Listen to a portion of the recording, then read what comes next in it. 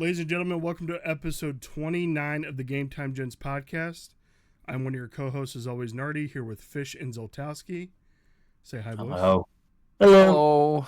And this week we have a very special guest, one of my good friends I've met through Twitch over the years, Mr. Robo Dessert. Hello, Robo. Thank you for coming on, man. Hey, how's it going? Thank you for having me. Yeah, welcome to the show, buddy. Yeah, we're thrilled Glad you're to be here, here. dude. Little backstory, like I said, I met Robo a little over 4 years ago through a mutual friend. Shout out Perger. He was playing Stardew Valley at the time, and I just knew at that moment he was a very entertaining person, and he's had immense growth throughout his time on Twitch and TikTok as well. So I just wanted to share a few of your numbers here before we get into any sports news or any news about the interview and then our draft at the end here. So Robo currently has 3.5K followers on Twitch, 40.7K followers on TikTok, and then 3.9 million likes on TikTok, which his TikTok is booming. I feel like I see you all the time on there. Now, I do follow you, so maybe that's why, but I feel like you're always popping up all the time. Good. So Good. But for the itinerary of the show today, we have a little bit of sports news. Then we have our interview with a streamer, Mr. Robo Dessert, and then we have a draft at the end here about a heist team. So we're going to draft a heist team. We have a few rules here, and we'll go over those when that time comes. But first, let's get into the news. So some football news this week. Deebo Samuel has gone to the Washington Commanders. The 49ers received a 5th-round pick for him, and the Commanders received Deebo Samuel, who had recently demanded a trade, so I'm not sure if they were planning on releasing him or not, but pretty good option there for Dynamic Daniels, as Zoltowski likes to call him. So It's a great name. I think it's going to be a great fit. I know Fish is not too worried, but he should be a little bit worried at this point. Oh, look, I'm not worried at all. All he's good at is tweeting. With the defense that we have now, he'll face us twice a year. He's aging. I think he's going into 31, 32 this year. Last year, or this past season, don't really kind of give him that much credit. We didn't really see him pop off like he has been known to, but recent years, he still has that explosive speed and he's very, very tough to bring down still. But with Fangio back there, I know we just released Darius Slay, so we don't know if Howard or if Howie is working some type of, we're going to cut you, wait till you go through for a couple months, re-sign you to a vet min, which he's done in the past. He did to Slay previously, so I don't know. It gives them another weapon. I don't think it's an explosive weapon. It's nice to have them not be able to double Terry so often. It gives them that other threat on the other side of the ball. Plus, he can run out of the backfield as well. So I think it's a decent move for both parties. Ricky Pearsall should actually benefit the most. He looked good last year when he did play.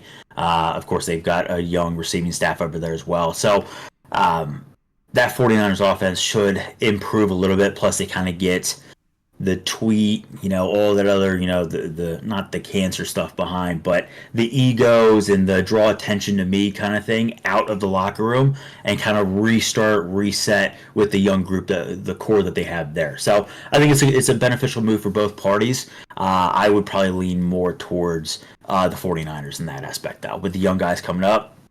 And they're getting a 5th-round pick.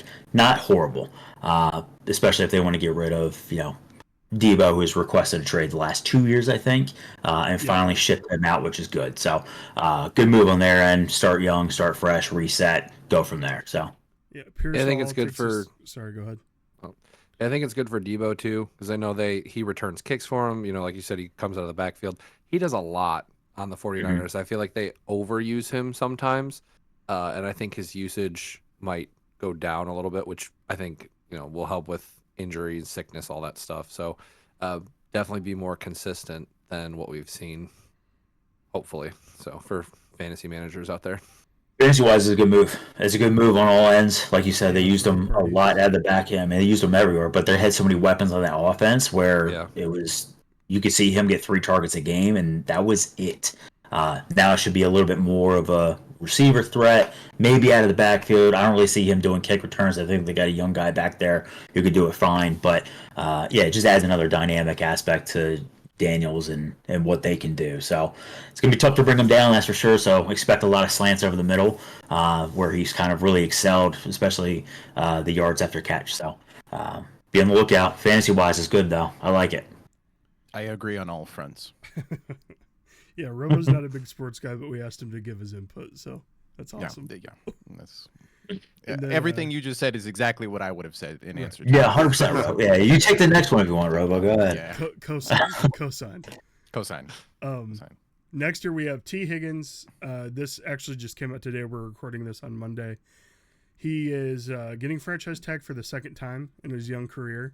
He's set to make $26.2 million over 2025, which seems like a lot, but man, I just feel for T. Like, yeah, he's getting the money, but he's not getting that long-term investment anywhere, and he's got no protection for the rest of his career. Like, if he gets hurt this year, he's got no shot to make more money if it's like a career-ending injury, God forbid. But, you know, that really kind of shows you about the Bengals organization, like what they're about.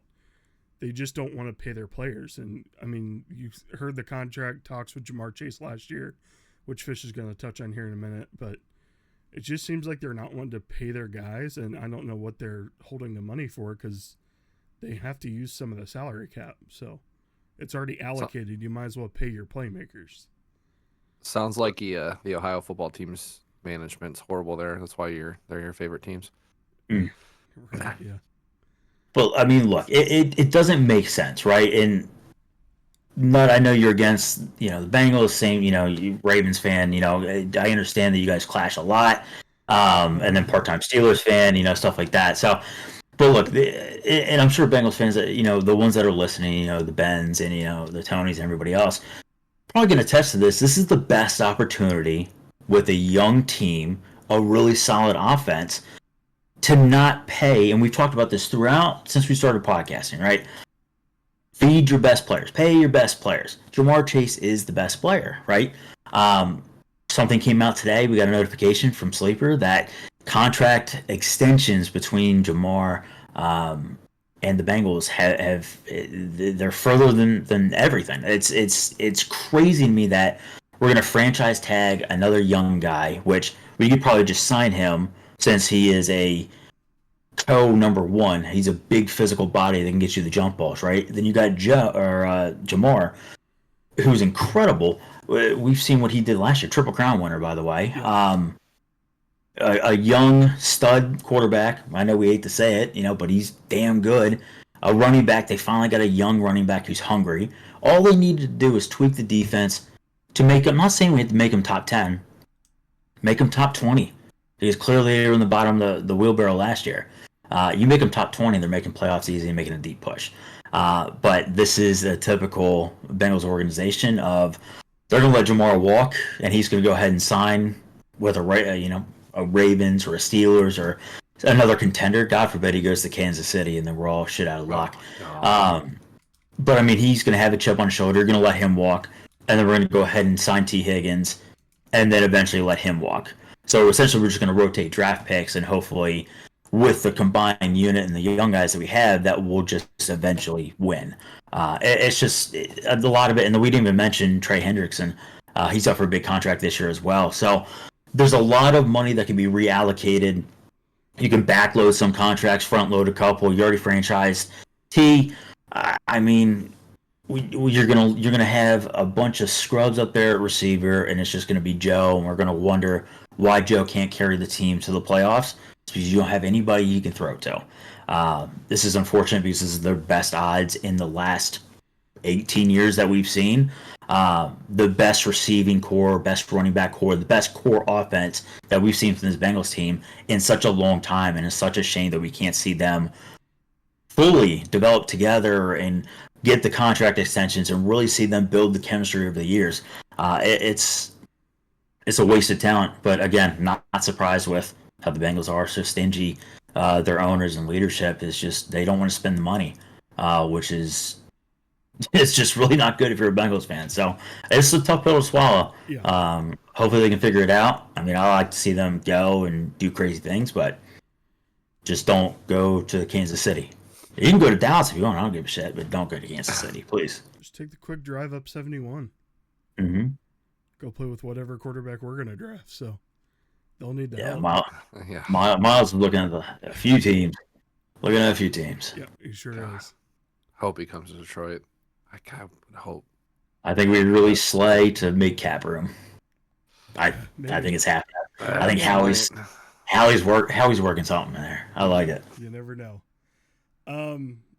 That's it for the football news. Now, in wrestling news, I normally wasn't going to talk about this, and I'm going to explain this to my co-host because they don't like wrestling. Robo, I'm not sure if you're a wrestling guy or not, or ever. I don't really watch it myself, but knowing Robert Hyland, yeah, you learn a lot about it. So I know a little bit. So a crazy thing happened Saturday night at the end of Elimination Chamber. John Cena won. He's on his farewell tour of his wrestling career. So his last match is probably going to be either at WrestleMania or at SummerSlam this year, which is kind of crazy because everyone that's our age, like, he was the childhood. He's been the baby face, which is the good guy of the entire company for the last 20 years. He's been, Mr. Boy Scout, loyalty. Sorry. There goes Lotuski. He's loyalty, respect, hustle, loyalty, respect. Mr. Do the right thing. He's Mr. Make-A-Wish, honestly. He's completed more Make-A-Wishes than I think any other person has, at least in wrestling. I'm not sure about the rest of the Make-A-Wish organization, but last night or Saturday night, he turned into a heel, which is a bad guy. Now, this was supposed to happen 10 years ago. He had a whole new gimmick, including ring gear.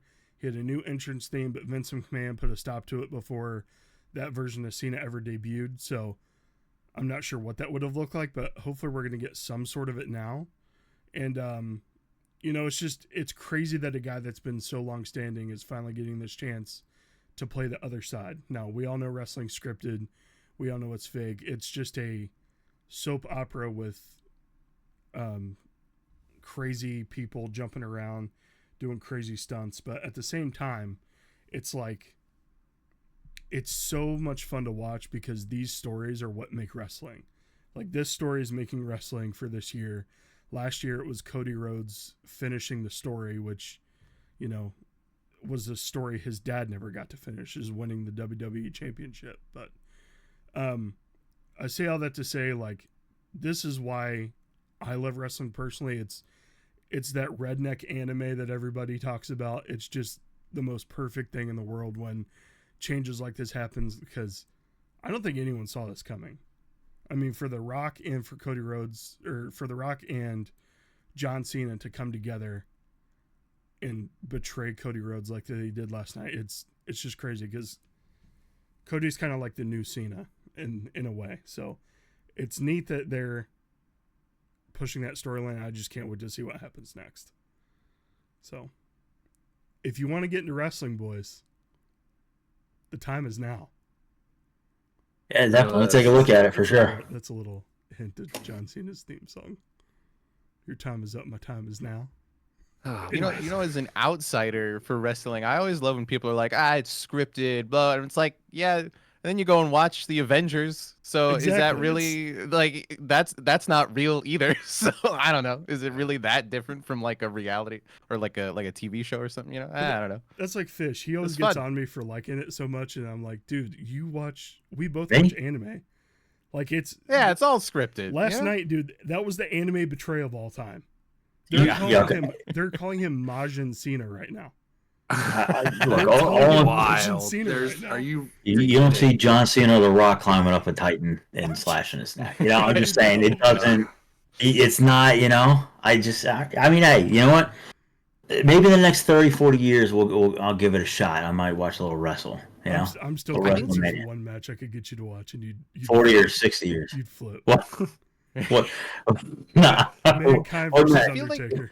I feel like if you kind of like, as an outsider too, I feel like if you almost ignore the storylines and just watch it as a sport, it's very impressive to see them do all of that and not just completely injure themselves all the time. Because it takes a lot of training and skill to like jump in the ring, hit somebody with a hammer, and not actually beat them over the head with it. You know? Right. That's a good point. I mean, 1,000%, right? I mean, the physical bodies in them and the endurance and everything like that. I actually saw a clip the other day. Not, I was meant to send it to you. Some guy had it was a lower ranking, real low ranking wrestling match. Crazy. They're not getting paid a thing for that. So here's the thing, right? So this guy Love of the game.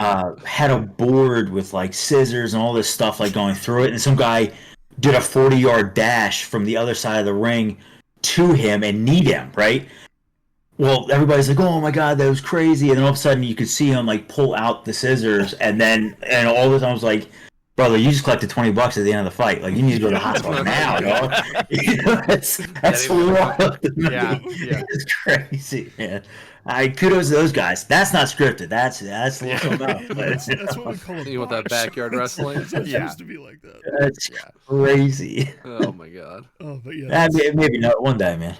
That's just the last piece of news I wanted to get out there. I knew that would. I mean, I had to talk about it. It was the craziest thing that happened in wrestling in the last 20 years. So, I mean, it's a big deal. Big deal. A big deal. Oh, you're into it. All right, but we're gonna move on to our interview with a streamer, and this week it is Robo Dessert. So, I wanted to bring a little icebreaker question here, and Robo, you can answer this. Honestly, everyone can answer it. So let me paint a scenario for you. You're on a deserted island.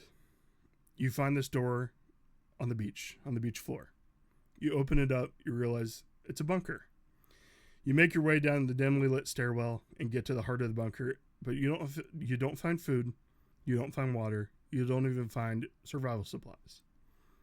What you find is an old CRT television, a game system of your choosing, and 3 video games.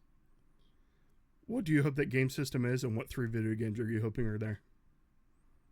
God, this is actually a very tough question for me because I'm not a big replayer. I like to play a game once and then like be done with it forever. So this is especially difficult to just have 3 games forever. But does a PC count as a video game system? We can update it to a PC. Okay. Only because it has like the widest range of options. I mean, it doesn't matter because I'm just gonna pick 3 games anyways. But if not for like a console, I don't know, probably like let's go with a PlayStation 1. Go back to a classic. Okay. But for 3 games, I'm looking for the most replay value. So I'm thinking like, okay, a weird choice for me would be Fortnite because I don't really play, but mostly because I'm just god awful at it. So maybe if I'm stranded on an island and I can play it over and over forever, maybe I'll actually get good at it, you know? I wouldn't use it to like message somebody and get off the island. I would just use it to train at Fortnite. But that would probably be one. I'll go with The Sims because there's just an unlimited amount of stuff you can do in that game forever. You can just make up all kinds of stupid things to do. And another one, I'm gonna go with let's throw in I'm gonna go with a Pokemon probably. I'm gonna go Pokemon Gold. It's a classic. It was my first Pokemon game. And yeah, I think we'll go with those. Those aren't even on that system, but I mean, you can get emulators, so sure. We'll just say it's a PC with every game that's ever been made. It's Perfect. Down there in that, Sign me up. in that bunker. So, no, those are 3 great answers, especially because I saw you streaming today. You were streaming Sims 4, so I kind of had a feeling that would be a pick you made. Yeah. Did you see the Sims 1 and 2 Legacy got released on Steam? Yeah. I bought those for my wife. She was so excited because she's like, "Oh, I remember playing The Sims 2 with my cousin." I'm like, "It's $40 for both of them. Do you want them?" Grab them right now. Play them on the laptop. Yeah, not using my computer. Yeah. But Fish, Soltaski, what about you guys? Soltaski, you would go first, or yeah, I guess I'll give you some more time. I think I got mine narrowed down if we're going PC because this game was released on PC. I think last year. First game easily Kingdom Hearts 2, especially if it's the final mix edition. I love that game. I've replayed it like 6 times already, and I want to play it again. This is the first one I played. For some reason, I played God of War 2, Kingdom Hearts 2, and Metal Gear Solid 2 first, of great trilogies of games. And then for my second game, also going to go with a Pokemon game. I'm going to go with Pokemon Emerald. I really like Gen 3. I remember getting Sapphire for Christmas one year, and I stayed up all night playing it. Picked Mudkip because I really like Mudkips as my starter, and then got stuck and picked Torchic and made it all the way through. Then for game number 3, you guys probably might not know this one, but The Binding of Isaac is what I'm going to go with. Mm-hmm. That one, the roguelike in it, endless, literally everything's going to be different every time you play. And I just love that game too. It's just one of those ones where I can just sit there when I'm bored and I don't know what I want to play. I'll throw it on and I'll play 4 or 5, 6 runs of it. And even if I die in like the first floor, I'll go back immediately. Roguelikes are a great choice for that. Yes. Yeah, just replay value. Yeah. I almost had Tetris on there because I love me some Tetris. It makes sense. So you mentioned why you like Pokemon Emerald. Robo, why'd you pick Gold? That Gold and Silver were my first Pokemon games, and so like Gen 2 is just like that's the height of Pokemon for me, Yeah. Everything after that I was like, I don't care about this as much. But Gen 1 and 2 were like the ones that I know the best. I had a Game Boy Color, and those were like the only 2 games I played on it. My parents tried to get me like another game. They got me like a Spyro game, and I was like, no. I'm gonna play Pokemon until I die. So I just played a lot of that. Yeah, I remember playing Pokemon was one of my first all-nighters, so I think I'm going to have to pick probably Pokemon Blue. I think that was one of my first ones I ever played, so. Best cover Pokemon. And then Fish, I'm sure you're going to pick a Pokemon game too. See, I was debating about it. Do I follow suit with everybody else and pick a Pokemon? Yeah, of course. Yeah. So I'd have to go with Yellow. I loved Yellow. Yeah. Getting all the birds, getting everything like that was sick. I actually was gonna, instead of doing a PC, I was gonna do the old GameCube. The old cracking that one out. So then we had a lineup of Mario Kart Double Dash was pretty fun. That was very replayable. So good. And then I love a good Pikmin game, so I was all about Pikmins. And then probably Resident Evil 4, I think me and my sister played that about 8 times a piece. So that had a lot of playability back when I was young.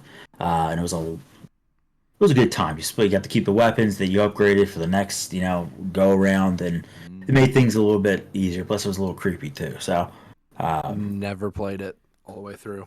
It's very good, very very good. I have the remake on my PS5, so it's on my list to give it a shot. I just couldn't I think I had the remastered that they released for like PS4 or whatever. Mm-hmm. I just couldn't do the tank controls. Like those were the really bad tank controls. Mm-hmm. But when they remade 2, I did get that and replayed through most of that, and I played 7 and 8 and loved those ones too. So Yeah, they were good. it's on the ever-growing list of backlog games. Yeah, same. Thanks, Marvel Weren't we Rivals. complaining? Yeah, weren't we complaining the other day about not having anything to play at all? Solo wise, and then Yeah, here we are. Yep. There's a ton of stuff Here to we play. are. It's Yeah. fine. For me, I think I have to go with a PC as well, just for versatility. But I'm gonna go with Pokemon Blue. I'm gonna go with, since we're doing PC, I'm gonna go GTA Online because we have internet connection on that beach, right? Yeah, of course. I think I'm pissed that there's no survival, anything in there too at first. And I'm like, I guess. Yeah. Yeah, but the game system of your choice. Yeah, the 2 weeks I'm gonna be alive and I'll play games. There's coconuts on the beach. You can eat those. And then Yeah. I think my last game, so Pokemon Blue, GTA. I think I got to go with a Madden game. I got to go with some sort of sports game to scratch that itch. Which Madden? The one with Peyton Hillis on it on the cover, of course. No, I want to go with one with a really good franchise mode. So I think after they revamped this last one, I've been playing a lot of the franchise mode of Madden 25, and I think I'm probably going to go with that. It's not perfect. I will say that. But just the way you can make trades, you can. It's almost like you have a new experience every time. You could trade this player for this player, build this team. It's so much fun, especially with playing with a salary cap on. It really makes you try and plan for the future years while you're playing and trying to win championships. And then you can always just restart. So I think that would Surprised you didn't go with one of the old ones with the Be a Pro where you had to like take the test and like manage your socials and everything. No, I did think about that. Like the one where you do the My Player and like your mom's a track sprinter from Stanford and your dad's I think it was like your dad's a contractor, and then you're just a middle linebacker because you're great. Yeah, back in the day. Just like real life. Exactly. Yes. Yeah. So I think those would be my three, but all great picks, gentlemen. All great picks. And I went with blue just because I like Gen 1. I like the first 151. So. I've seen a lot of clips of Gen 1 lately, and it's given me that hankering. I just don't need any more hankerings. Because Fire Red and Leaf Green are a real great way to replay those gens. Those are good. Without all the jank. But the jank is also what made those games what they are. I've been following a lot of emulators on Facebook. Man, I think we should I don't know. We should put 12 hours into it for a day. Which we would never co-sign on stealing games like that. It's nope. My copy of Yellow is in the back room. Yeah, exactly. I got Pikmin 1 and 2 for Switch on the shelf, so that means I have the GameCube ones, right? With the Duracell branded batteries and not taken out in the Switch re-release. Because they lost the license. Oh, did Just they? saying. It's something like that. A lot of times when they remake those older games, you'll notice if they had any like sponsorships in them, they'll take them out, and it normally has to do with like licensing agreements. Interesting. Okay. All right. So, Robo, we're going to move on here with some questions about your streaming career. I don't know if you want to call it a career, but I would call it a career because of how much you've grown in that space. Yeah. I know. Yeah. So first here, when did you start streaming, and what initially made you build up the courage to hit that go live button? My actual first stream was in like it was in like 2019. I think it was like spring of 2019. But I just did it like a couple times. I streamed Borderlands 2 like twice, and then I was fantastic game. It's a great game, great series, but then I just didn't have the time to focus on it, so I was like, okay, I'll just forget this and come back to it later. But then it wasn't until the pandemic when I had literally nothing else to do, and I was playing an ungodly amount of Animal Crossing at the start of the pandemic. Like literally, I did the math. I was playing like 40 hours a week. Like it was my full-time job now, and I just started like making all this stuff on my island or whatever, and I was like, I want to like share this with people or something, I want to do something with it. And so I started streaming, and it was May of 2020 when I like really started doing it all the time. And yeah, I don't know, I just always like I have a history of like a history with entertainment, and so it was just like it kind of combined a love of video games and entertaining people and getting to chat with folks at a time when I had literally nothing else to do and couldn't go anywhere. And so it filled a niche in a lot of ways. And yeah, I don't know, just started there, and the rest is history. Nice. Yeah, I remember you saying you played that a lot in the beginning. Yeah. And I just realized I spelled your name wrong on the graphics, so I apologize about that. I didn't even notice. But, yeah, we can fix that in real time here. So leave it. It's fine. It's good. No, it's good. I have to fix it. That's gonna bug me the whole day. I mean, it matches the NCR flag. I'll say that. There you go. Yeah. There you go. And then Mojave. Hell yeah. So while we do this here,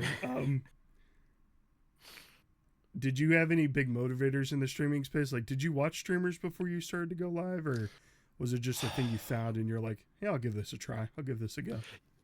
Yeah, honestly, before I like really started streaming, I was kind of new to Twitch overall. I started watching primarily. I played a lot of Hearthstone, and there was this expansion that came out that I wasn't able to interact with right away because I had to work, and so I was just started finding people who were playing it on Twitch that I could watch while I was at work. And there's this streamer from Norway I used to watch a lot. He would literally wake up at like 4 a.m. to stream his time so he could catch the American audience. So that was like really my first introduction to like Twitch as a whole. But like since then, like I don't ever stream that game now, so he's not necessarily like an inspiration for me now. But there's so many people now that I take inspiration from, that I've met on Twitch or and so many people for different reasons too. A big one that comes to mind is a creator named Doug. I don't know if you're all familiar, but he does a Yeah. lot of like custom mods for Grand Theft Auto and stuff. Well, he does one where like, you know, he'll stream the games and then he'll edit it into a YouTube video. He did one where like he was streaming Grand Theft Auto with this mod where if he said certain words out loud, it would trigger things in the game. So if he said the word police, then it would, or cops, then it would like trigger a bunch of cops in the game to come and attack him or whatever. And so his chat was constantly trying to like get him to say certain words and just like really off the wall stuff like that. But there's like a bunch. There's just I could spend whole hours just talking about people that influence me. Another big one is a streamer from the UK named Hello It's Colo. She's just a really nice, wholesome individual. She runs a more family-friendly chat, and just the way that she runs her streams and her approach to building a community is just very admirable. And I really appreciate the way that she handles herself in the streaming space. But there's honestly just too many to name. I could. How much time do you guys have? Right. Yeah. I mean, we got all the time in the world. No, but I'm a little bit familiar with Doug. I've watched him a couple times. Mm-hmm. It kind of reminds me, the way you're explaining it is like your streams with crowd control that you do. Yeah, a little bit. It's that kind of vibe, except he's Yeah. just like making it all up as he goes on As he his own. goes. Yeah. Improv So it's streaming, I'm here impressive. for it. Yeah, absolutely. So, what game or like genre would you say that you enjoy streaming the most? Like, is there a certain one that draws you to, stream? Like, I know you mentioned The Sims. Like, is it simulators? You have FPSs. What's your poison there? Honestly, I don't have one. I'm a variety creator, so I bounce around to a lot of different games. I get bored with games pretty easily. Not like bored, but like I go through phases with games, right? Mhm. And so I'll jump into a game and then I'm like, okay, I'm kind of done with this now. I want something new. For a long time, I was specifically focused on like indie games. So I was specifically looking for like new games coming out in the indie space that were like smaller and just weren't getting a lot of attention. But now, primarily, I've really started to shift my focus onto kind of like what Doug's doing, trying to kind of create my own challenges within games or create my own mods. So like using Grand Theft Auto, I've been doing a lot of stuff with Grand Theft Auto lately. I worked with my cousin who's a software developer to make a custom mod where I linked it to Twitch, and so whatever my current viewer number was, it would increase my speed in the game based on that number. So the more viewers I had, the faster I went in the game, and it was just so unhinged by the end of it. We were going so fast I couldn't even get into a car because I just Yeah. kept circling the car. So just like stuff like that, which is nice because you can kind of do that with any game, you know. So it's less about the specific type of game per se, but like in general, I really myself really love like RPGs. I do really enjoy simulation games overall.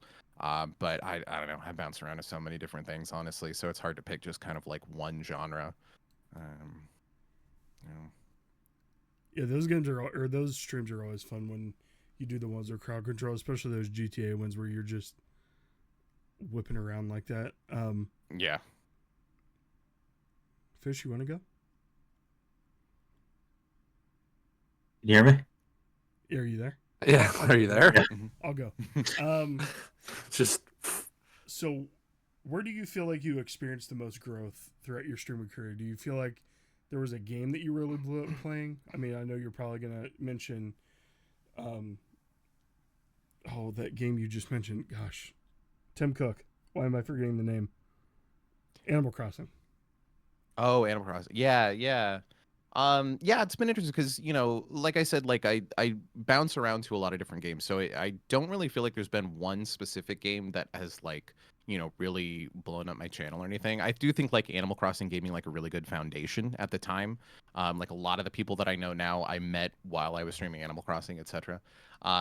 But I feel like some of the more success that I've had with games like The Sims lately, because I've been doing like custom challenges in The Sims and sharing that on TikTok and sort of gaining some more attention from that. But yeah, a lot of the stuff with indie games too. That I think when I was really focusing on indie games, like when I first started streaming, I was doing this thing called Small Game Saturday for a while, where every week I'd find like this new game that nobody had heard of, and I was just kind of trying to stream it and share it with folks. And I think that kind of got me on a lot of like PR lists with game developers and game marketing and stuff. And so I've gotten some attention on my channels from that. But overall, it's like it hasn't really been like one specific game. It's just kind of been these spikes from certain ideas or certain streams overall, I'd say. So kind of all over the place. Yeah, you're streaming indie games. I mean, you and then also Twinkles is kind of like this too. You guys always stream those games that are like, where did they find this game? Yeah. And then yeah. I just sit there and I'm like enthralled. I'm like, wow, this is a great game that I don't think I ever would have found, and I might play myself, but yeah, it's always been enjoyable to watch. Now this next question's a little funny here. Do you have any wild stories about any crazy viewers, excluding myself? But I don't know if you saw what I put in parentheses here in the doc. But yeah, I did see that. Boring speaking. Yeah, can we curse here? Is that okay? Is that acceptable? Fuck yeah, you can. Cool. I just want to make sure. But yeah, that one was probably one of the wildest. So I was streaming Breath of the Wild. This was like back in 2022, and I paused the game momentarily to just tell. I was talking to my chat about like something that I was planning, like this event coming up or whatever. And while I was paused, this random person sent this message in the chat that was like, "Stop pausing the game. Like, when are you going to start playing the game again? Like, stop talking to your chat. Blah blah blah. And like, why don't you go ahead and just kill yourself and stream that?" Like, it was just so out of left field. And so I like took this clip of this and I shared it online, and what was so weird is like I shared it on Twitter, and I had like at least 5 other people who were like, "Oh, I've seen that guy in my chat while I'm streaming Breath of the Wild. He was also saying this weird stuff." So he's just like going to different Breath of the Wild streams, like messing with stream. I don't know. It was super weird, but we had a great laugh about that later. I mean, still to this day. It's like one of the most popular things that's ever happened on my channel. That is unhinged. Like, it was so unhinged. It was so weird.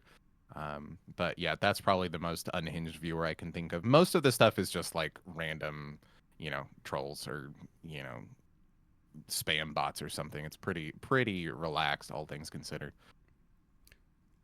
Do you still get like those random accounts that come in? Like, do you want to buy viewers? Every once in a while, yeah, but honestly, they've I don't know if they're just not bothering me, or I don't really see them that often anymore. You must have hit a threshold, because I think I get like guess. 3 or 4 of those every stream. It's like on the hour. Yeah, every time. I don't know if I've just like so many blocked all the words or something, but yeah. Yeah. But the boring speaking ass is always a great story to hear. Yeah, that's a good one. So being a longtime viewer of your streams, you are literally one of the best at engaging with chat, keeping their streams entertaining and fun for everybody. How do you think you got that skill set? And do you think that came with streaming, or was that kind of something that you've always had? Yeah, I definitely don't think it's something that I've always had. I think like I've always gravitated towards like performing in one way or another. I used to do like music. Did like theater in high school and stuff. And right before the pandemic started, I was doing live comedy, so like stand up, improv, sketch comedy, etc. And so I think that really sort of set the foundation for Twitch, because Twitch is honestly, Twitch feels like a combination of like live performing and customer service in a way, which like I have a background in both. So Yeah.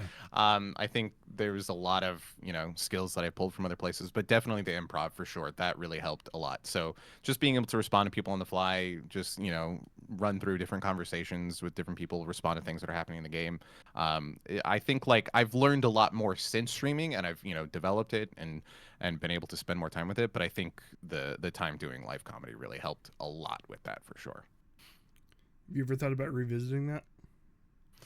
Yeah, except one, stand-up makes you want to die if you don't do it good. And when I was doing improv, I had a different job then that I was making like twice the amount of money that I'm making right now. And I was going through like this improv school that's like big in LA, the Groundlings Improv School, and those were like $550 a class. So I don't have that kind of money anymore. Right. And you can find improv groups and stuff. You can just go start one yourself, but like it's not really the same. So that, and just due to like scheduling and time, it's not necessarily feasible right now. I'm just kind of putting all my energy into streaming and content. So that's taking up all my time right now, just seeing where that goes. I think I've heard of the Groundlings before, but I'm not sure if it was from you or. It might have been. I've talked about it before, and a lot of folks probably know it. A lot of people that are on like SNL have gone through the Groundlings. They have a lot of like celebrity alumni for sure. Okay. So. Maybe it was from TV or something that I heard that from. But next section here, the interview, I have just one question: success outside of streaming. TikTok, we talked last week with our guest Tony. TikTok is the discoverability app. You said in the past how important short form content is. You've said that on a couple of your streams before. I know we've talked about it together. How would you link the success you've had on Twitch to the success you've had on TikTok? Oh, that's such an interesting question, because like I do really I believe in general that like making content off of Twitch is really important, because there just isn't really discoverability on Twitch aside from like, you know, you rate somebody and now you find a new streamer or something, but like it doesn't have an inherent algorithm pushing content out like the other apps do. And I have spent a lot of time on TikTok, and I would in many ways say I'm now more successful on TikTok than I am on Twitch.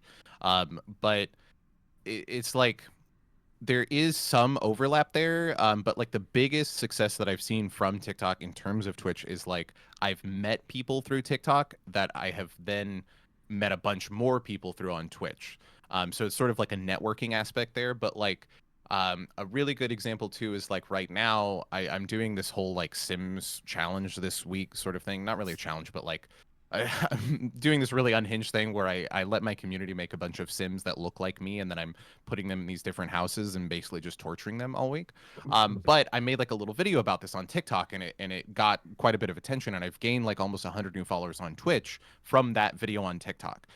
But that is like I don't see that all the time. That doesn't usually happen. I've had TikTok videos that have done really well with like hundreds of thousands or millions of views, and I see almost no traction over to Twitch. So it's like it's not guaranteed, but just every once in a while you see these big spikes. So I don't know. It's like there is a link with the success there, but they're almost still, they feel very independent at the same time. It's really interesting to see kind of from the other side. So I don't know if that answered the question fully, but No, definitely it did. Have you thought about doing the vertical streams on TikTok while you're Twitch streaming, or? Yeah, I have done that a couple times, but one, it just takes a lot more processing power, and my computer, God bless it, is now a little bit older. I just have the one PC, so it degrades the quality of the stream. But I do kind of want to look into that. I have some friends that have seen some success with doing that on YouTube now with the YouTube vertical streams. But TikTok is such a different platform. The people that come in to chat on TikTok, it's an incredibly different audience. It's a completely different vibe. So in the times that I have done that, I kind of like, there was a couple of weeks where I would do like my regular Twitch streams, and then at night I would hop on and do a few hours on TikTok or something. And those were kind of fun. But it's just, I'm like, how much time do I want to spend on this? You know, because it just takes a whole other set of time. The multi-streaming doesn't take as much time, but then it takes up the processing power. So Yeah. Kind of give a give and a take there. So yeah. All right. So the next section I have here is one that I know that's something that you've worked a lot on. It's your charity streams. Yeah. So you've done several charity streams across your streaming career benefiting organizations like My Friend's Place and It Gets Better. Our question to you is, how do you come up with the content ideas like Charity Dungeon for these charity streams? That's a good question. This is something that I was thinking about recently. So if anyone doesn't know, Charity Dungeon is this event that I created that's basically like a live, kind of like, think about like D&D, but like Twitch plays D&D, and so it's kind of like this RPG that's played live, and you play by donating to the charity. So like you fight a boss, and in order to level up, instead of getting experience, you like level up your spells by donating to the charity, or you buy health potions by donating, etc. And that has been really fun. That specific idea came from, I got this key for this map making software on Steam that was basically like you can create these really complex, intricate maps to use for like D&D style games. And I just wasn't really doing anything with it. And I was like, I want to use this because it's really cool, but I just don't know how. And then I had this idea for this where I was like, what if I could incorporate this with a charity stream? And like, because you can go in first person on the maps. And I was like, this is really cool. I could like let chat explore the maps or something that I made. And so that kind of came from that. But I really like to try to it's almost more of a need because I've done a lot of charity streams, and I'm just like, I personally got tired of like some of the go-to charity incentives like being boozled, or like I'll put a sticker on my face. Like those are still really fun, Yeah. and I'll still do them from time to time, but I was just like, I need to find something else so it's still fun for me. And so it just kind of forced me to look for alternatives that were interesting, and to keep it fresh for the people that are regulars in my community too. I'm sure that a lot of them still like watching me eat a gross jelly bean, but at the same time, they're like, okay, it's another jelly bean, so I'm always just trying to look for any ideas anywhere I can find to shake it up and keep it interesting, and getting inspiration from other streamers, or trying to take ideas that I've done for other things and see if I can sort of morph them into a charity event too. Just however I can keep it fresh, really. I think it's good, especially when things like that come around to for better lack of a better term, steal from other creators.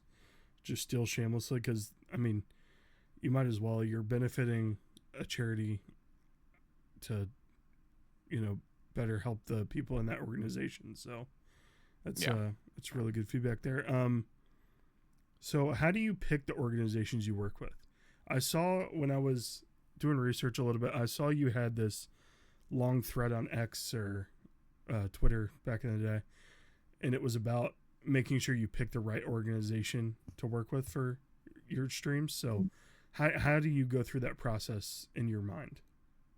Yeah, I always start by thinking about like, what are the things right now that are sort of like important to me as a person, right? Like, what are the things that I care about as a person? So like an example, or an organization that I've worked with a lot is My Friend's Place, Mm-hmm. which is an LA-based organization that works to support youth experiencing homelessness in LA. So they target people aged like 12. They just increased their age cap, but like 12 to 25, like people in that range. They're really young, they're homeless, they're on the street, and like homelessness is a big problem where I live in LA. It's everywhere out here. And so, you drive past people on the street all the time, and it's like, this sucks. I can't really do anything to help you, but I can like support this organization that does. So, I'm looking for places that are doing work that are in specific fields that I care about already. And also like things that might affect the community, community members. People that are so like, for example, I have a lot of women in my community, and one of the organizations that I've worked with in the past is a place called Period that works to provide menstrual products for people experiencing homelessness as well. So things that cover these sort of cross sections that fit my community, or fit what I'm interested in. And then from there, it's just finding the right organization that feels like the right fit. I'll try to do research on the organization to see how legit are they? Are there any scandals I should know about from their past, etc. And then just try to do some due diligence there and make sure that everything looks up to snuff, and try to do some research on how they actually use the money too.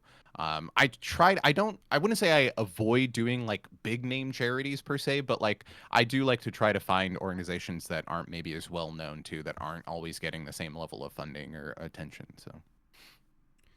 And when you're doing those streams for them, is that something you have to let them know about? Like, do you have to tell the organization, hey, I'm doing this stream to benefit your charity?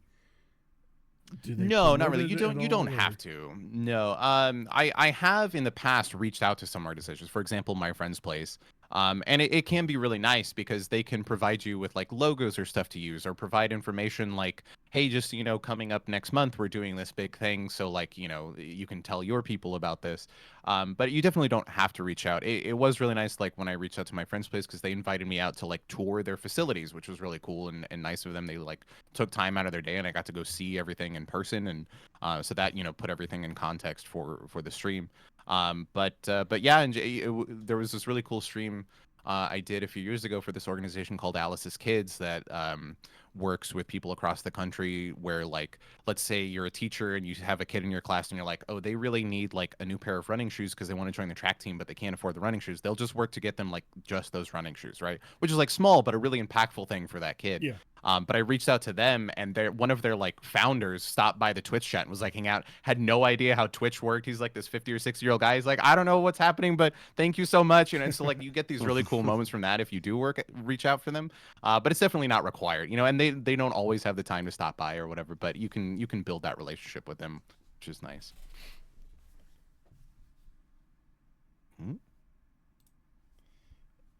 Do you boys have anything to ask before we ask these last couple questions here?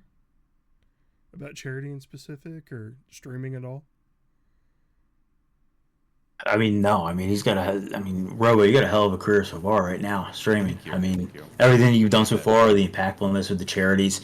I mean, keep doing your thing. And if there's anything that we can do on our end to help when you do your next charity or anything like that, please let us know. But I have no further questions. I mean, I think you covered everything.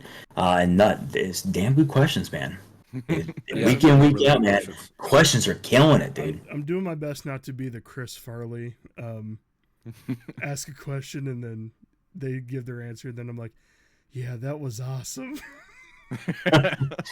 So I'm trying to retort with some other questions that aren't written here, but I'm not a professional at this. So it's good, man. Hey, second go round. It's good. It's good. It's good. Who's the ghostwriter, though? You know? Who's the ghostwriter? Who's the ghostwriter? Amy. Yeah, I figured as much. She makes sure they're all good. So, the last question I have in terms of charity, and if you don't feel comfortable answering this, you don't have to. Across all charity streams you've done, how much have you raised through your charity streams for these organizations?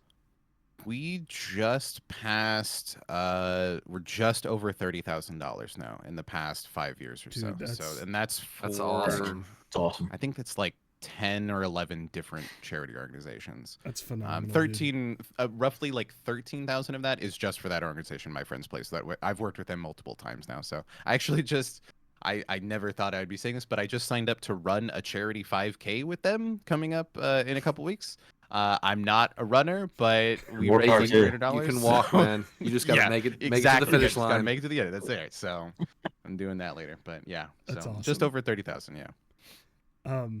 I'll probably have more questions for you offline about this stuff, just because I'm planning a first one in October. So. Oh yeah. By all means, reach out anytime. I don't want to ask you anything now because we're already at almost an hour. So I just want to make sure we're respectful of your time. But we have a final question we'd like to ask. And I was going to say all of our guests, but all two of our guests we'd like to ask.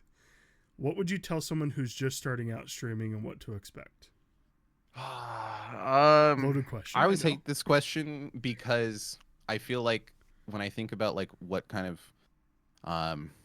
advice I'd want to give to somebody starting out, it's like there's so much, but I think like one that I've kind of been is kind of a two-parter, but like one that I've kind of been feeling lately is like if you are getting into streaming or making content, and really this goes with my experience in like acting and comedy too, like be really honest with yourself about what your goals are, because there's a lot of people I feel like that will get into like streaming and they're like, I'm just doing this for fun, it's not a big deal. But if they're honest, they actually do really care about it and they do want to do it as a career, as a job. And if you aren't honest with yourself, then it's really easy to be like, oh, I had a bad stream or whatever, but it's not a big deal, but it is a big deal. And if you're just honest with yourself, then you can figure out ways to kind of work with that and work around it. And the reason I say this is because like if you do want to do this as a career, buckle up, because it's gonna just flat out, it's gonna suck. Like there's no way around it. I think a lot of people look at like streaming, especially if you're doing video game content, which I am, and there's a lot of different types of streamers doing different types of content, but like, my stuff is all video games, and they'll look at somebody doing video game content and like, oh, you just play video games all day. And it's just like, God, I wish that's what I was doing all day. But like, there's so many different aspects of it. There's so many things that you won't expect. And it's going to beat the crap out of you over and over and over again. And you have to be, you've got to really be ready to work with that. You've got to be like, okay, we're gonna do this, because if you're not ready for that, it's gonna kick your ass. So Yeah. I don't know, it's just really hard, and so just be ready for the unexpected. I don't know how else to phrase that, but it's fun.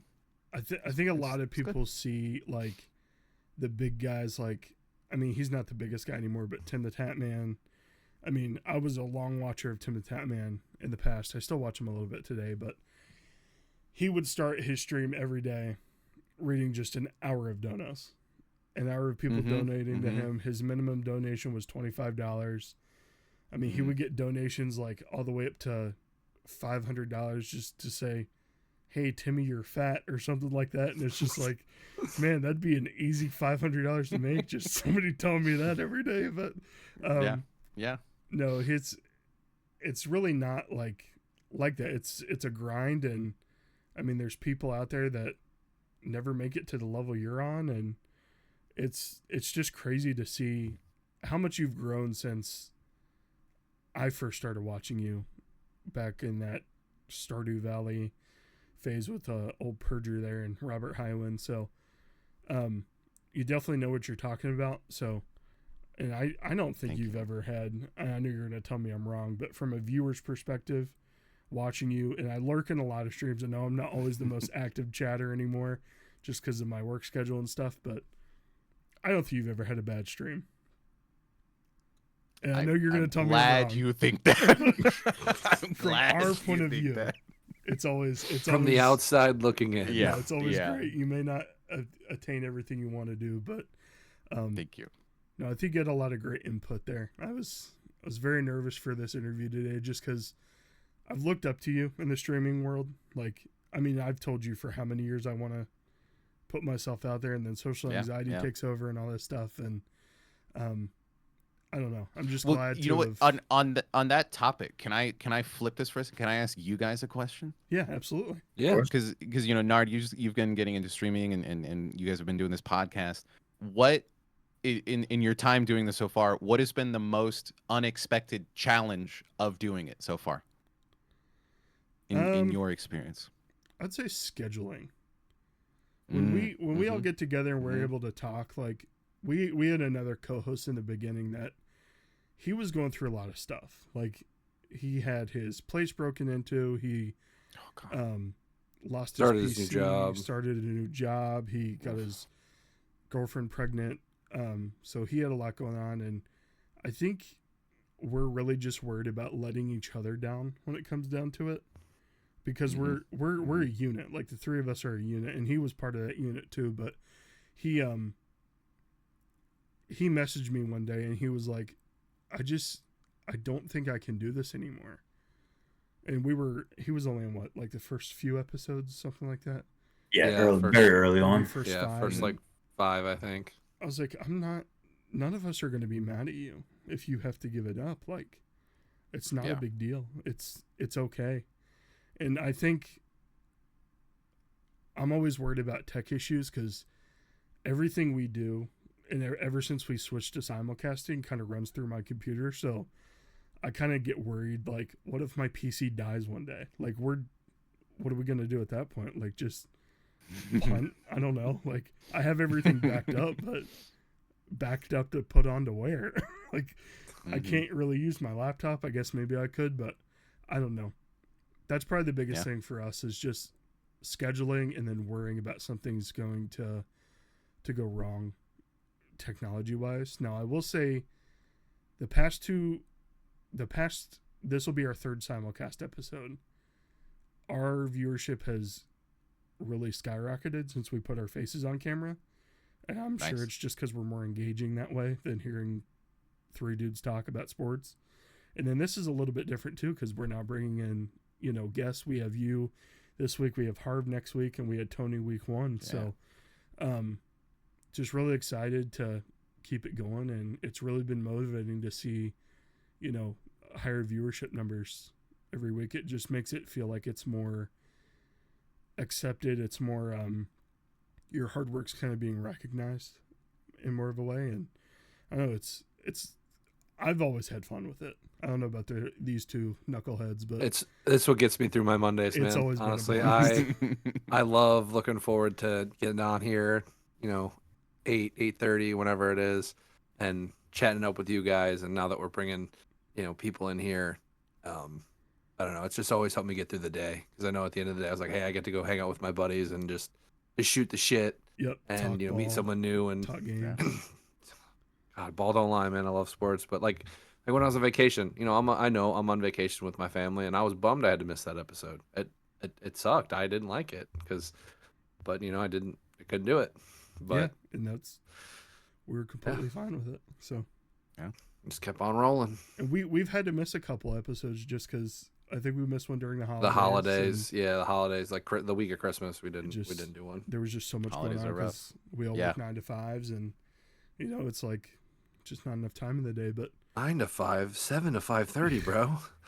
God, Monday through Friday. I'm putting in 50-hour weeks over here. yeah, he makes windows for a living. So. I make windows. Those and are Windows important. accessories. We need those. Yeah, Here's the shoulder comment again. I heard the shoulder. Whoa! I There didn't we go say again. anything. It's gonna come up eventually. MRI is coming. I'll send the pics. MRI is coming, and then school, all that stuff. Being a dad. But I always find time for you guys. yeah, Because definitely. I love doing it. I love it. Yeah, we love it too. I mean, Fish, I don't know if you still love it, but Nah, I mean, look, I mean, this is still brand new to us, right? I mean, how many years did we bullshit around and talk? Oh, we should do our own podcast. How fun would that be? How many years did it take for you to be like, hey guys, started the podcast. We start on Monday. How long did it take? long before we knew Zoltowski. So Yeah, Right. I remember it it's was been like years. 8 Someone or say 9 we can miss in months. peace. We had, Yeah. we had a whole different name, a whole This is a different big piece to be concept missing. before Game Time Gents. So I'm glad it's happening when it's happening though. I think it's I mean, Doing it is often the hardest part. Just Yeah. Pulling the doing trigger. it at all. the longest journey starts with the first step. So I think somebody Yeah. said that in history. I don't know. yeah, good quoted on him. Yeah, Thanks. 100%. That one guy, yeah. But no, One I guy mean, from that one That thing. one guy from that one book. All right, but we can move on to our draft portion here. We're gonna go ahead and I'm gonna switch the scene. Robo, I did spell your name right. I switched it, and I did spell your name right on this one. I made sure. I can't spell either, so Robo, we have recently just fired the editor for spelling your name, so we just want to apologize on that front, though. Yeah. what I love is when I first started Twitch, I was like, this is an easy name. People will always know it's Robo Dessert. At least 50% of the time, I'll like raid somebody or be meeting somebody, and they're like, "Oh, Robo Desert, nice." And I'm like, son of a... So it's on brand. It's funny that you said that because I had to type it out because I was sending my girlfriend something about dessert naturally, right? Naturally, I think it was a cannoli or something like that, and I had to spell it out. And if the little emotes didn't pop up like a birthday cake, I would have been chalked. The spelling thing is not good, man. So, thank God that came up. So How do you spell that? I don't know. Ask. Do your predictive it's text. just easier to type out cannoli and everybody understands what it is. You know? Technology, man. Use it. I think the first time you rated me, I just called you like, what was it? Not Scoutmaster Robo, but what was chat calling you for a while? Youth pastor. Youth pastor. Pastor Robo. Yeah, that's gonna haunt me forever. Oh, that was a great time. There's worse things to be called. True. There are. Not many, but there's worse. There's a couple, but All right, so let's get on with our draft. We're gonna draft heist teams this week. So here's the rundown. Here's the rules. You're robbing a bank. You're the point man of the heist. You're the leader. You need to hire a team to successfully pull off this heist. You can draft a team from TV, movies, or video games. These individuals cannot have any sort of superpowered abilities, but if they do have tech that gives them abilities, you're able to draft them. And here's what you need. You need a gunman. You need a getaway driver and their vehicles tied to them. You need a distraction, and you need an X factor, meaning you're able to have them do anything you want during the heist. You guys got any questions before we go into it? I don't think so. All the rules are in the doc if you need to reference it. So That's wild. all right, So basically, Crazy. like no superheroes. I'm not quite sure how to Alexa, do stop. that. Sorry about that, Oh guys. boy. Can I draft Alexa, or is that? It's on the table right now. It I is. just can't say the word. Not sponsored, by the way. Pretty good distraction. Let me go ahead and get a randomizer. going. Honestly, not bad. So, Zoltaski, to answer your question, you can draft like a Batman or an Iron Man, Okay. but you can't draft like Superman or something like that. Okay. Okay. All right, so I'm gonna get a randomizer going. Get a little drum roll in here. What about like a Captain America? Technically, he's got super soldier serum, so no. Okay. We have Zoltowski first, Robo Ooh. second, myself first, and Fishy Boy, you're bringing up the rear. That is fine by me. So I'm going to fill this out in real time. If when you guys want to fill out the doc as well, we'll do that. But Zoltowski, you're on the clock. And Robo, we do snake, so it's going to go the first 4 picks, and then that 4th person gets to pick again. And it kind of goes into snaking motion back and forth. All right. I'm ready. Taking it away. 1-1. I'm going with Getaway Driver first. I'm picking Baby from Baby Driver as my Getaway You Driver. bastard! Are you serious? Oh, dude, that is so unreal. Oh no! Fantastic movie if you've never seen it. It's a great it's movie. Edgar Wright directed it, right? Yeah, I think so. And like the music, he uses the music, and it all like syncs up to the scenes. And he's just a fantastic driver. I mean, he's a getaway driver for bank robbers. Man, how much better can you get? It's a great movie. I saw that in theaters. I think Fish, didn't I see that with you? Bell bottoms. I think so. Yeah, Yeah. it's forever ago. Memory's not that great anymore. Hey, it was 8 years ago.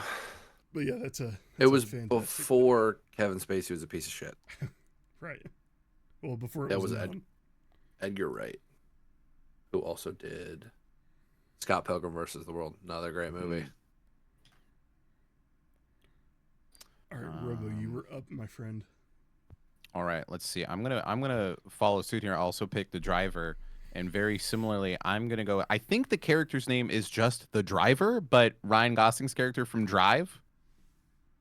If you haven't seen that one, it came out in like 2008 It's or been something. a while since I've seen that movie, but I'm pretty sure he's just called the driver, but that's all he does is drive. So it's another great and pick. he Unnamed bashes a Hollywood guy's stunt skull in driver. at one point, but there you go. Why is Ryan Gosling always playing the stuntman? He played the good at it. stuntman in that one movie that just came out. What that was about a stuntman, wasn't it? Yeah, it was about a stuntman. I think it was called Stuntman. And he was the stuntman. It was a Stuntman. Was it called Stuntman? He was. I Also, think so. That's kind of. He was also Ken in Barbie. Oh, that's true. He was Ken and Barbie. Mm. But it's my pick. Is that correct? I Yes. think. Okay. Yes. The I'm- Fall Guy was the name of that movie, by the way. The Fall Sorry. Guy. That's right. That's right. All right. I'm going to start with my gunman. And I think I'm going to go none other than John Wick himself, Baba Yaga. Damn. Going with John Wick. Pick. He's got, the fastest gun in the West. I don't know. He is the only marksman I know of that has a movie right now where Keanu Reeves actually has that skill set in real life. So I feel like it'll translate. And then Fishy Boy, it's your turn. Oh, okay. Well, my gunmen and my drivers have all been taken. So I'm going to go for a gunman. I kind of figured you guys wouldn't pick him. Zoltowski, this might be your show.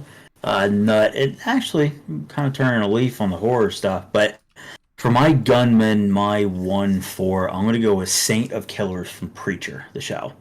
If anybody has ever seen it, it's an incredible show, by the way. It's about heaven and hell, trying to find God, yada, yada, yada. But it takes it from the more extreme route. A lot of blood, a lot of guts, a lot of craziness happening. Very, very good. Highly recommend. But Saint of Killers was a cowboy from back in the day, did a lot of horrible things, ended up going to hell. He comes back to Earth, and his shot from 4 miles out, uncanny. It's incredible. Fantastic shot. So I'm going to go with him. I'll send you guys some clips later of him. He's pretty badass. And then for my driver, actually, you know what? I'm going to go with the distraction. My distraction on the whip round there. I'm gonna go with. I don't know. Not. I'll let you. I don't know if this is legal, right? But it's a hell of a distraction. I'm gonna say the entire cast of It's Always Sunny. You put them in a room and you just let them argue and bicker back and forth. You can do whatever you want. If we need to get more specific, I would say Frank Reynolds on any type of drug. That guy can talk himself to anything. Incredible distraction. He'll distract me. It's incredible. So I'll allow it, but you do have to share the score with all the members. that's fine. Road trip. That's incredible. I'm in. Just have Dennis and Mac arguing in there. Yeah, we'll take Dee's car. Her new car. We'll take her car. We'll load in the back. We'll get a trailer. It sounds like an episode. We'll get a trailer right in the back. I just saw the clip from when they're talking about the green beer. I don't know why you use food coloring. When's the last time you ate a beer? They're burning the wicker chairs. They're burning the wicker chairs in the back. Didn't know about the chemicals. They're all both passed out. Oh God, what a show! What a show! I think the episode "The Gang Solves the Gas Crisis" is possibly one of the funniest episodes of TV ever. It's so good. I like the one where we move out to the suburbs. That one always kills me.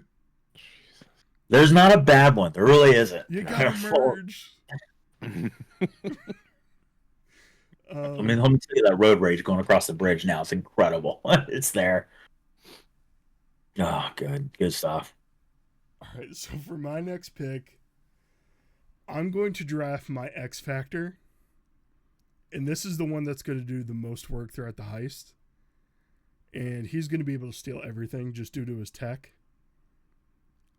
I'm going with Ant-Man. He's going to be able to shrink everything. He's going to be able to go in himself, shrink everything else down, put it all in a nice pile, shrink it down even further, put it in his pocket, and get out. So in a way, the rest of us are just a distraction anyway. So John Wick, myself, we're just going to be distracting everybody. I'm going to dress up as John Wick because people are definitely going to be able to tell us apart. So I'm going. Yeah, retired John Wick. Yeah. John Wick and you. Yeah, 100%. Some would say one more. It's not a bad pick. John Thick. A lot of C's there. I thought John Thick. You know, a lot of C's there. Oh my God. That's a good shout, though. Damn, I didn't think about that one. That's a good pick. I'll give you that one. I'm really happy that one made it back to me. I've gotten two of my my first round picks there that I wanted. So I'm surprised I snatched that from Fish. I won't even lie to you. Yeah. Oh, Baby Driver? Yeah, that's a good one. Yeah, it's literally the first thing I wrote down today. I'm a little bummed about it, actually. I thought it was gonna be a hidden gem. I was like, oh, nobody is gonna remember this movie. Fantastic movie. I'm pissed. I'm genuine. Dude, I'm at an 8. I'm at an 8. If I see it when I'm scrolling through the DirecTV app, it's going on the television. I'm watching it. Plus, he's got such a banger of a playlist. Oh, like it's just an incredible playlist. It's good music to listen to on the way out. Yeah. All right, Robo, you're up, buddy. Okay, for my gunman, I'm going to go in a similar... Well, I guess not that similar. I'm going to go with Jason Bourne from the Bourne trilogy. I feel like even if he doesn't have a gun, he's adaptable, and one way or another, he's keeping us safe. And all the people are going to be like, oh my God, is that Jason Bourne? Exactly. Oh, he's out there. True. Just second distraction. It's a great pick. All right, Zoltowski, hopefully left you some meat on the bone there, man. Yeah, no. So I'm going to go with probably one of the best hitmen there is. Fish probably seen this. Hitman, yeah. You probably seen this one. I'm going to pick Leon from Leon the Professional for my gunman. I have no idea what you're even talking about. It's a great movie.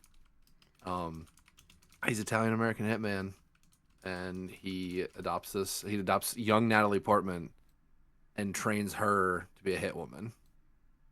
I'd be in for that movie. Yeah, it's a good movie. It's a classic. Highly recommend it. Who plays Leon? It is Jean Reno. And Gary Oldman's in it as well. So. Gary Oldman. Gary Oldman's in it. It's probably gold. Good movie. It's a great movie. I don't know if this one will be allowed for my distraction, but they're just a distraction.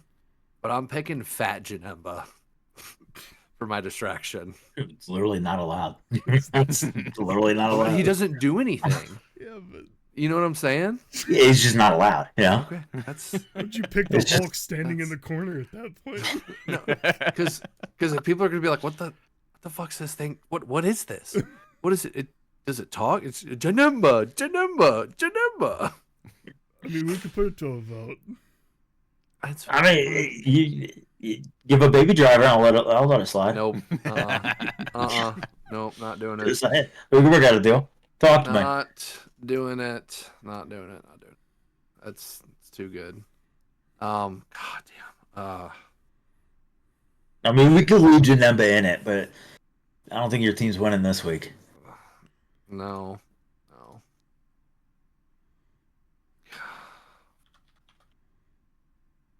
No, we got him thinking. Yeah, I see that hamster is dead. It is not turning. It's He's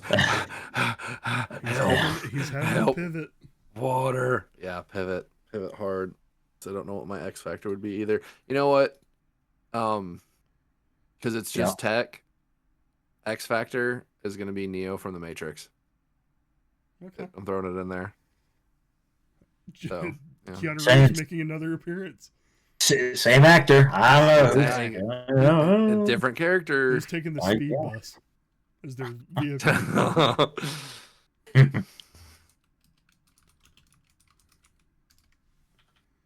All right, Robo, you're up, and you have a distraction and an X factor left to go.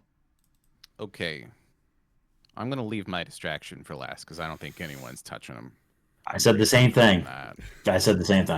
I will be shocked if anyone does. But for the X Factor, I'm going to bring in Walter White from Breaking Bad because he's smart. And I feel like I can trust him not to, like, do anything too outlandish. But if we need to, We're talking break about through the a wall. same Walter White, right? I mean, he's pretty outlandish in the show. Yeah, but he gets outlandish, but also I feel like he's pretty measured most of the time. You know, he gets a little greedy, but yeah, I don't know. Fair he enough. blows some stuff up from time to time, but I feel like we need a little edge there. So he's gonna bring that stuff he brought in to explode in Tuco's face. Exactly. Yeah. Say my name. I think it's a great pick. He's such a great show. He's just crazy enough and measured enough that I think he'd be a good addition to your squad there. Right on the line. All right, I'm next. I think I'm going to leave my driver for last because Fish is the only one that needs to pick it. Well, you don't think I'm going to pick the guy? Maybe I shouldn't, so I can definitely get him here. No, I think I'm going to pick my driver here. I'm going to go with, remember his vehicle comes with him. So I'm going to go with Luke Hobbs from Fast and Furious, I think 6. It's The Rock, essentially. And he's got this giant Rivian truck tank thing that just blows through everything, and it's got speed. So I'm going with The Rock there. Or, I'm sorry, Luke Hobbs. Not because I just want to spend time with The Rock, but I'm going to go with Luke Hobbs. I think that's why. I think you're lying to us. Mm-hmm. 2 birds, 1 stone. Exactly. Oh, a lot of thinking to do. I'm going to go ahead. I mean, I got both my choices here. I'm going to go ahead and pick my driver. Unfortunately, I really wanted Baby Driver with the tunes and then Always Sunny in the back, but it is what it is. I'm going to go ahead and pick Jason Statham in Transporter. I feel like I talked about him enough. I feel like he's underrated, you know? Comes with a nice little BMW. If we can't fit the entire gang in the back, give me at least Dennis and Frank Reynolds, and we'll be good. So we'll be set there. So, and then the whip around my X Factor. I actually really like your idea of picking Ant-Man, thinking can morph things to smaller, carry it out easier.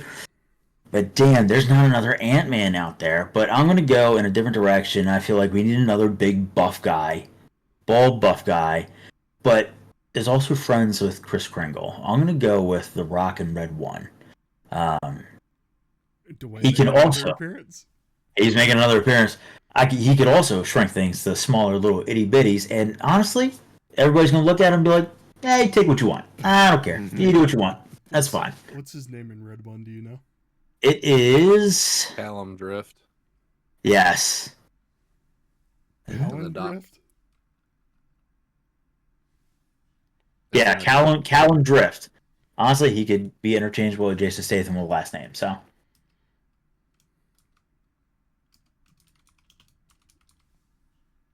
right, good pick. I've never seen that, but can't go it's wrong a with The Rock. it's a good movie. It's a good movie. Can't go wrong with Dwayne. All right, so for my distraction, and I did vet this before the draft. She does not have superpowers. I'm going Comes with an asterisk. the heist woman herself. I'm going with Catwoman. Because Catwoman walks in the front door. What is everybody thinking? Oh, she's going to steal everything. Especially with, Luke Hobbs out there in the car ready to go. Myself and John Wick flanking her sides. You're never going to see Ant-Man come in because he's going to be minuscule. So that's the distraction right there. And she can fight. That's great combat. So I'm going Catwoman.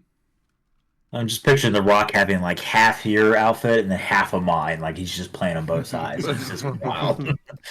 Robbing two banks at once. Yeah, right. We get half The Rock. What do I say? She's from Batman? Yeah, just put Batman. Yeah.